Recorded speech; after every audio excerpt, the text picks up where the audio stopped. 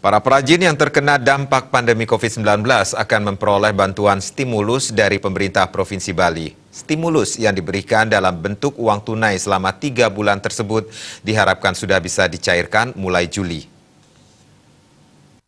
Perindustrian dan Perdagangan Provinsi Bali, Iwayan Jarta, para perajin di Bali sangat merasakan dampak dari pandemi COVID-19, terutama lesunya pasar ekspor saat ini. Sebelum pandemi, sebagian besar produksi kerajinan Bali diserap pasar ekspor. Untuk menyelamatkan para perajin, Gubernur Bali telah mengeluarkan Pergub nomor 15 tahun 2020 yang berisi rencana pemberian stimulus bagi sektor-sektor yang terdampak COVID-19, salah satunya sektor informal.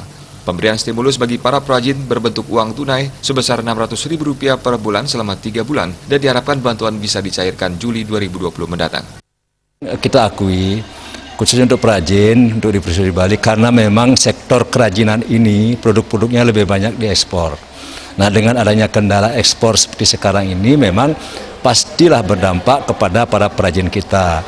Perajin kita yang di Bali yang terdampak oleh COVID ini, termasuk bagian daripada kebijakan yang dicanangkan oleh Pak Gubernur melalui Pergub nomor 15 tentang stimulus bantuan stimulus usaha.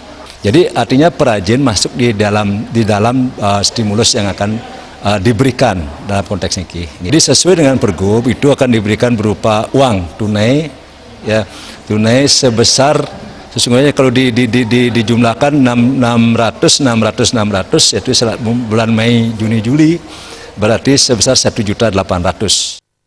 Iwayan Jarta menambahkan hasil kerajinan dari Bali selama ini banyak dipasarkan ke berbagai negara seperti Amerika Serikat, Australia, Jepang, Dubai, dan Hong Kong. Ia berharap di masa pandemi COVID-19 ini, para perajin tetap berkreasi dan berinovasi, sehingga jika kondisi pasar sudah kembali normal, produk-produk kerajinan Bali bisa kembali diekspor. Para perajin juga diharapkan tetap melakukan komunikasi dengan para pelanggan agar pasar yang sudah ada tidak diambil oleh kompetitor. Eka Yana, Bali TV.